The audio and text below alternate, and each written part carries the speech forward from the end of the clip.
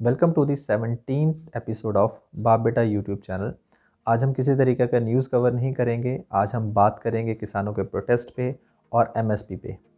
मेरे ख्याल से ऐसा है कि जब से ये प्रोटेस्ट शुरू हुआ है, बहुत से लोगों ने बहस करना शुरू कर दिया कि एमएसपी क्या है, जबकि इससे पहले शायद किसी ने एमएसपी का नाम ही नहीं सुना होगा। यहाँ तक कि हो सकता है कि पंजाब के एक कॉमन किसान को भी ये पता ना हो कि एमएसपी नाम से कोई चीज़ है जो पंजाब और हरियाणा या फिर देश के कुछ और हिस्सों में ही मिलती है। जबकि किसान को ऐसा ही लगता था, पंजाब के किसान को, कि ये मंडियों में जाते हैं अपनी फसल लेके और हर साल कुछ ना कुछ उसका सेंट्रल गवर्नमेंट की तरफ से रेट बढ़ा दिया जाता है। ये कानून है और ऐसा ही हमेशा चलता रहेगा। ये शायद पहली बार ऐसा हुआ है कि पूरे देश में इस चीज़ का पता चला है कि पंजाब और हरियाणा में एमएसपी नाम की एक चीज़ है। 23 क्रॉप्स हैं जो एमएसपी में कवर की जाती हैं और यहाँ तक कि सोशल मीडिया पे हर तरफ एमएसपी है। कुछ लोगों की बात करें, एमएसपी पे बहुत प्रचार करते हैं, ये है वो है ऐसा है वैसा है, जबकि शायद इस प्रोटेस्ट के दौरान ही उन्होंने पहली बार सुना है कि पंजाब में या हरियाणा में एपीएमसी मंडियां हैं या फिर यहाँ पर एमएसपी पे क्रॉप्स को दिया जाता है। सोशल मीडिया पे बहुत सी चीज़ों पे बातें चलती रहती हैं कि एमएसपी पहले दिया जाता था, सारे देश में लागू है, पंजाब हरियाणा के लिए कानून नए क्यों हैं। तो भाई साहब, बात ऐसी है कि पंजाब और हरियाणा में ही कानून लागू है, ये सिर्फ पंजाब के हरियाणा लोग जानते हैं। आप किसी भी राज्य में चले जाइए, आप मध्य प्रदेश में चले जाइए, उत्तराखंड में चले जाइए, केरल में चले जाइए, आप कहीं भी चले जाइए, लोगों को पता ही नहीं है कि एमएसपी नाम से भी कोई चीज़ है या फिर मंडियों में एक भाव है जो तय कर दिया जाता है सेंट्रल गवर्नमेंट की तरफ से, ना कि स्टेट गवर्नमेंट की तरफ से।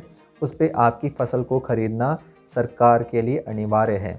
अगर पंजाब की मंडियों की बात करें तो यहाँ पर जिसमें पैक होके चावल या गेहूँ जाता है उसको पंजाब की मंडियों में बारदाना कहा जाता है। वो जो कट्टे हैं वो भी ट्रक में भरकर सरकार की तरफ से मंडी में भेजे जाते हैं। उसी में तुलाई के बाद वही सेम कट्टे भरकर सरकार को वापस भेज दिए जाते हैं। किसको? सेंट्रल गवर्नमेंट को, एफसीआई के गोदामों में रखने के लिए। अब अगली बात करते हैं, एफसीआई क्या है। एफसीआई के बहुत से गोदाम, बहुत से लोगों ने जब ट्रेन पर ट्रैवल करते हैं तो साइड में देखा होगा, ट्रैक्स के साइड में एफसीआई लिखा होता है। बहुत बड़े बड़े गोदाम हैं फूड कॉरपोरेशन ऑफ इंडिया के, मार्कफेड के, और ये सारी की सारी सरकारी संस्थाएं हैं जो कि कहीं ना कहीं स्टोरेज का काम करती हैं। किसके लिए? सेंट्रल गवर्नमेंट के लिए। और किसकी संस्थाएं हैं? ये सेंट्रल गवर्नमेंट की ही संस्थाएं हैं। सेंट्रल गवर्नमेंट ने स्टोरेज के लिए संस्थाएं बनाई थी। अब होता क्या है, एफसीआई की तरफ से ये कट्टे भेजे जाते हैं। इसमें आड़तिया, जिसको बहुत से लोग बिचौलिया कह रहे हैं, अब उसको थोड़ी देर के लिए बिचौलिए की टर्म हटा दी जाए, उसको कहा जाए वो सर्विस प्रोवाइडर है। वो किसान से फसल खरीदता है, किस रेट पे? जिस रेट पे सेंट्रल गवर्नमेंट ने तय किया होता है। उनको कट्टों में भरवाता है और भरवाने के बाद सेंट्रल गवर्नमेंट को दे देता है। उसमें उसको कमीशन मिलता है, किसकी तरफ से? सरकार की तरफ से, ना कि किसान की तरफ से। और वो कहीं ना कहीं रिस्पॉन्सिबल होता है क्योंकि वो रजिस्टर्ड होता है, वो सरकार से पैसे लेता है और किसान को सेम चीज़ का चेक काट के दे देता है क्योंकि सरकार ने उसको पैसे दिए, बीच में से अपना कमीशन रखा और ये कमीशन काट के अपना आगे जो भी सामान बनता था, जो भी पैसे बनते थे, वो किसान को दे दिए गए। अब इसमें कहें कि वो जो सर्विस प्रोवाइडर है उसको बिचौलिया कहा जा रहा है। बिल्कुल वो बिचौलिया हो सकता है सरकार के लिए, किसान के लिए नहीं, क्योंकि किसान के लिए वो सर्विस प्रोवाइडर है, वो सर्विस प्रोवाइड करता है और सरकार के और किसान के बीच में एक मीडिएटर का काम करता है। और ये नया सिस्टम नहीं है, पिछले 40-50 सालों से यही सिस्टम चला आ रहा है।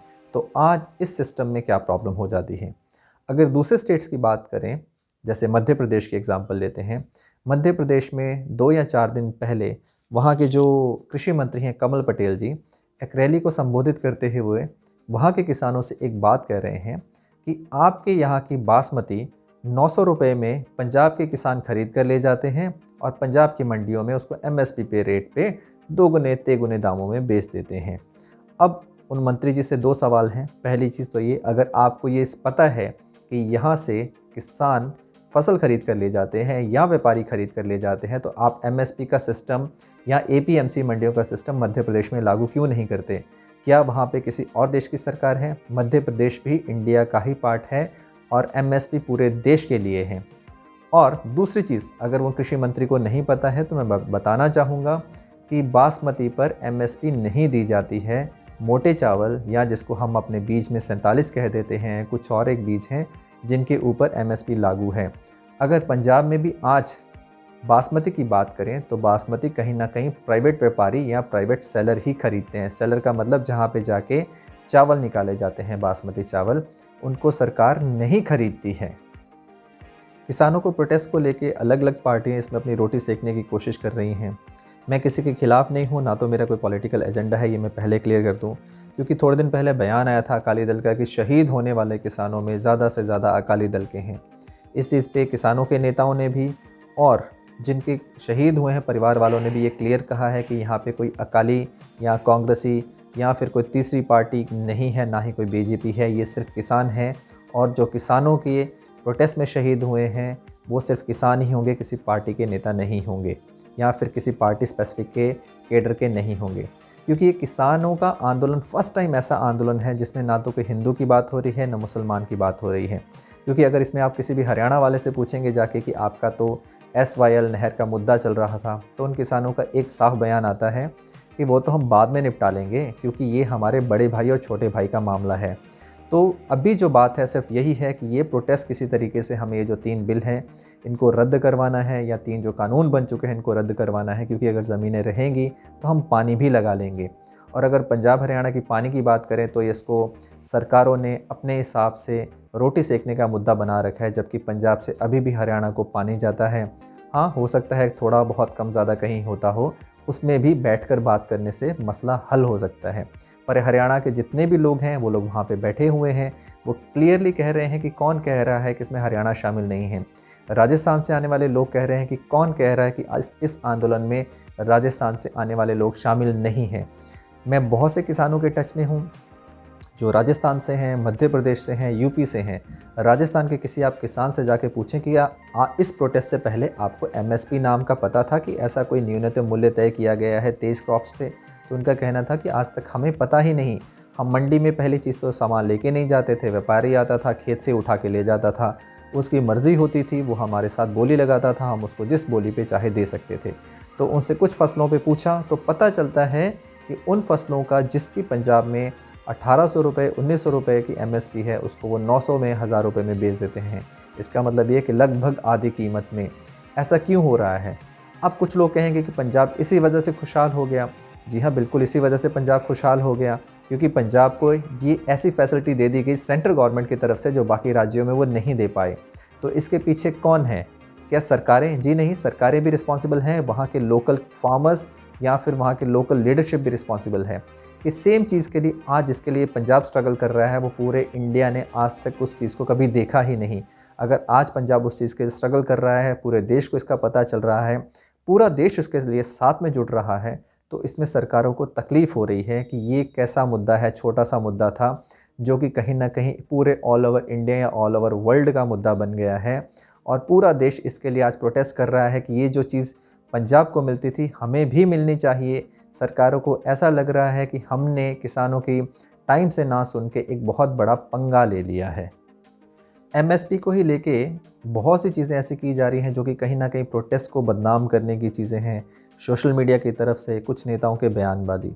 सोशल मीडिया पे आज मैं देख रहा था कि पंजाब में आज से 4 या 5 साल पहले एक आंदोलन चला था जिसके ऊपर जो साइन बोर्ड्स हैं उसमें पंजाबी सबसे लास्ट में लिखी गई थी, सबसे पहले हिंदी में लिखा गया था, फिर इंग्लिश में सेम नाम को लिखा गया था और फिर पंजाबी में लिखा गया था।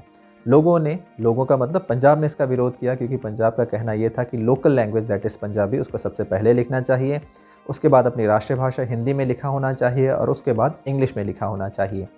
उसी चीज़ को सोशल मीडिया पे लोग आज भी पोस्ट कर रहे हैं विदाउट चेकिंग कि वो न्यूज़ कैसा है कैसा नहीं है, वो 4 साल पुराना था या 5 साल पुराना था। और उसके नीचे टॉपिक ये लिखा जा रहा है कि पहले तो प्रोटेस्ट में बैठे हैं, उसके बाद जियो के टावर तोड़ते हैं और उसके बाद ये तीसरा काम करते हैं। तो साहब हाथ जोड़ के बेनती है कि पहले ये न्यूज़ किसी भी तरीके का आपके पास आता है उसको वेरीफाई करें कि ये न्यूज़ कब का है कैसा है, और बगैर देखे इसको फॉरवर्ड ना करें। क्योंकि आप इनडायरेक्टली कहीं ना कहीं आप कहते हैं कि देश की प्रगति में योगदान डालें, तो आप प्रगति में रोड़ा ना डालें क्योंकि आप फेक न्यूज़ फैला रहे हैं। कुछ और एक पोस्ट आ जाती हैं कि साहब मोदी जी ने तो चाइना को हरा दिया, पाकिस्तान को हरा दिया, किसान क्या चीज़ हैं। चाइना और पाकिस्तान ये बेगाने लोग हैं, ये बेगाने मुल्क हैं जिनके साथ हमारा किसी न किसी तरीके का विरोध है। किसान अपने हैं, अपना परिवार है। इनका कंपैरिजन अगर आप चाइना से और पाकिस्तान से कर रहे हैं तो मुझे लगता है कि आप इनडायरेक्टली किसानों को ये कहना चाहते हैं कि अपना अपना आधार कार्ड लाएं और ये प्रूव करें कि आप इंडिया के रहने वाले हैं। इस तरीके की भावनाएं क्यों फैला रहे हैं? कुछ पोस्ट ऐसे देखने में आते हैं जहां पे ये कहा जा रहा है कि हिंदुत्व खतरे में है, हिंदुस्तान खतरे में है। अरे साहब, वो किसान हैं, वो चाइना से नहीं आए हैं, वो पाकिस्तान से नहीं आए हैं। आपको हिंदुत्व या फिर आपको मुसलमान, इन सब चीज़ों की तो बात ही नहीं कर रहे हैं। वो तो सिर्फ ये कह रहे हैं कि ये जो कानून जैसे के थे वैसे की वैसे ही रहने दें, नए कानून लागू ना करें।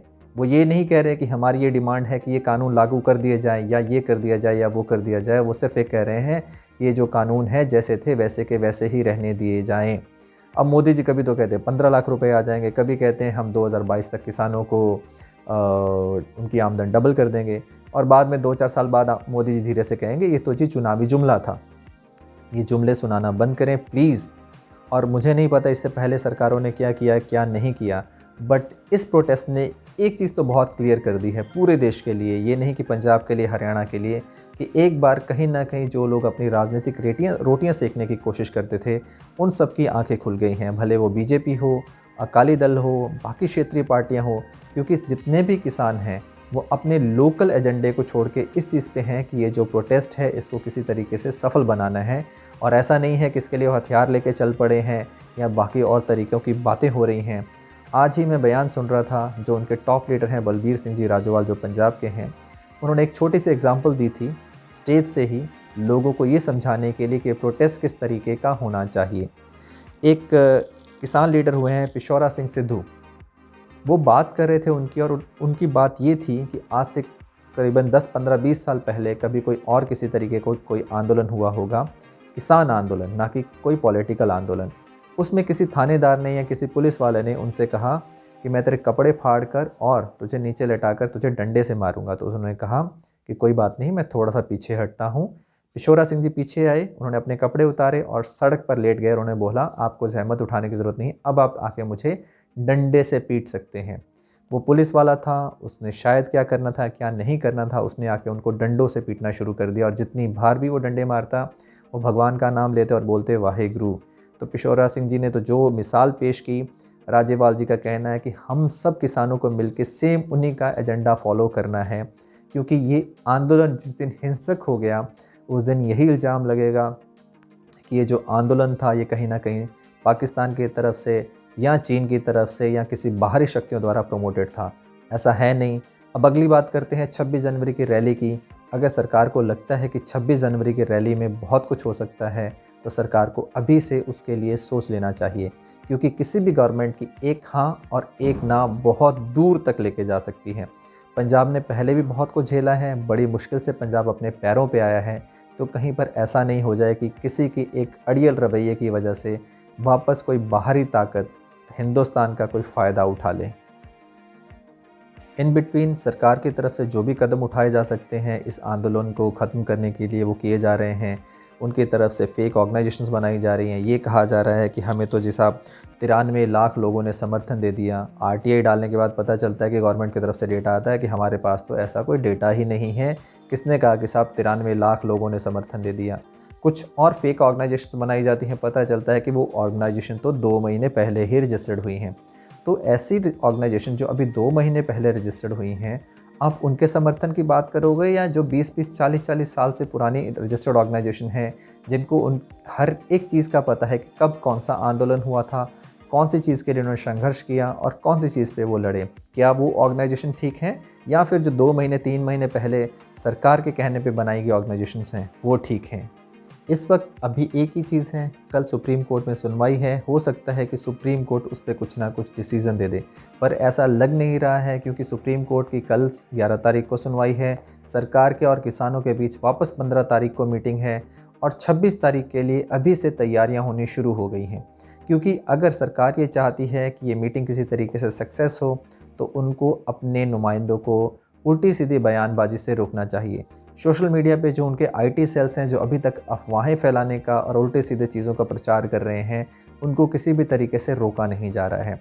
इसमें एक चीज़ तो बहुत क्लियर निकलती है कि किसानों के बीच और सरकार के बीच एक तरीके का डेडलॉक लग गया है, और इस डेडलॉक में से सब कुछ ठीक होकर निकले तो ठीक है, अदरवाइज़ डर इतना ज़्यादा फैल गया है कि पंजाब के वही हालात नहीं हो जाएं जो इंदिरा गांधी के वक्त हुए थे, क्योंकि इंदिरा गांधी ने भी ऐसे ही अड़ियल रवैये की वजह से यहाँ तक पहुँचाया था, क्योंकि किसी भी लीडर का एक येस और नो बहुत दूर तक पहुँचा सकता है। आज अगर मोदी जी चाहें तो ये बोलें कि ठीक है, हमें आपकी मांगें मंजूर हैं, हम इस पर येस करते हैं, तो शायद ये चीज़ टल जाए, लोग वहाँ से प्रोटेस्ट से उठ के अपने अपने घरों में आ जाएं और बोले कि मोदी जी ने एक सही डिसीज़न ले लिया है। वोट करना या नहीं करना ये लोगों का हक है, पर अगर इसी तरीके से मोदी जी अपने अड़ियल रवैये पे अड़े रहे तो मुश्किल हो सकती है पूरे देश के लिए, और हो सकता है बाहरी देश कोई भी इस तरीके की मुसीबत का फ़ायदा उठा ले। जैसा कि अभी सुनने में आ रहा है कि बोरिस जॉनसन, जो कि 26 तारीख को आने वाले थे, इनवाइटेड थे, उन्होंने आने से मना कर दिया है। अब बहाना तो ये बोरिस जॉनसन जी की तरफ से लगाया गया कि कोरोना की वजह से वो नहीं आ रहे हैं, बट अंदर की बातें ये हैं कि वहाँ के 100 पार्लियामेंट मेंबर्स बोरिस जॉनसन के पास जाके ये बोलते हैं कि आप प्रधानमंत्री जी को फ़ोन लगाएं और उनको बोलें कि मैं आपके साथ शामिल तभी हो सकता हूँ जब आप ये जो आपके किसान बैठे हैं उनकी बात सुने। तो कहीं ना कहीं इनडायरेक्टली इंटरनेशनल प्रेशर भी बिल्डअप किया जा रहा है, और ये बात अब सिर्फ और सिर्फ इंडिया की नहीं रह गई है, ये पूरे विश्व में ये बात फैल गई है कि इंडिया में इस तरीके का आंदोलन चल रहा है जिसमें एक ही चीज़ रिक्वेस्ट की जा रही है कि जैसे कानून पहले थे वैसे के वैसे ही रहने दिया जाए, उनको बदला ना जाए। ऐसा तो वो कह नहीं रहे हैं कि ये हमारी मांगे थी, हमने 10 मांगे रखी थी, आपने उसमें से 2 ही मंजूर की हैं। वो कह रहे हैं कि हमने आपसे मांगा ही कुछ नहीं, हमें ज़बरदस्ती कुछ मत दीजिए। तो मोदी जी, आपसे हाथ जोड़ के विनती है, ये जो कानून आपने बनाए हैं रिपील कर लीजिए। ये कश्मीर नहीं है, ये सीएए के प्रोटेस्ट नहीं है, ये किसानों का प्रोटेस्ट है, क्योंकि ना तो यहाँ पे हिंदू की बात है ना मुसलमान की बात है, यहाँ पे सिर्फ और सिर्फ देश के अन्नदाता किसान की बात है। ना तो इसमें पंजाब है ना हरियाणा है, इसमें पूरा देश है। प्लीज़, और सबसे इम्पॉर्टेंट चीज़ पूरे डिस्कशन की, एक सबसे इम्पॉर्टेंट चीज़ जिसने आज तक एमएसपी नहीं भी सुना था वो भी आज एमएसपी जानता है। तो क्या सरकार को इस चीज़ का खतरा है कि जिस स्टेट में भी वो जाएंगे कहेंगे हमने प्रोटेस्ट को ये कर दिया वो कर दिया, तो क्या वहाँ के लोग नहीं बोलेंगे कि हमारे यहाँ भी एपीएमसी मंडियाँ इस्टेब्लिश करें, हमारी भी प्रॉपर मार्केटिंग करें, हमें भी इस फसल पे एमएसपी चाहिए, क्योंकि तब गेहूँ और चावल पे दी जा रही। अब तो लोग इस चीज़ को लेकर भी अवेयर हो गए हैं कि दालों पर भी एमएसपी है। क्या लोग सवाल नहीं पूछेंगे सरकारों से? क्या इस चीज़ पे लेके ये प्रॉब्लम हो रही है? और अगर ऐसा हो रहा है तो प्लीज़ अभी से इन कानूनों के ऊपर सोचना शुरू कर दीजिए। अगर आपको लगता है कि मेरी तरफ से कहीं पर कुछ गलत बोल दिया गया है तो आप कमेंट में जाके उसको सुधारने की बात कह सकते हैं। एक चीज़ मैं बहुत क्लियर कहना चाहता हूँ कि कहीं पर भी इसमें किसी की भावनाओं को आहत करने की बात नहीं थी, ये मेरे निजी विचार थे। आपको कहीं पे लगता है कि गड़बड़ हुई है कमेंट कर दीजिएगा। अगर आपको लगता है कि वीडियो सही था तो लाइक कर दीजिएगा, और अगर लगता है गड़बड़ तो अनलाइक मत करिएगा, प्रॉब्लम हो सकती है। Thank you very much for watching.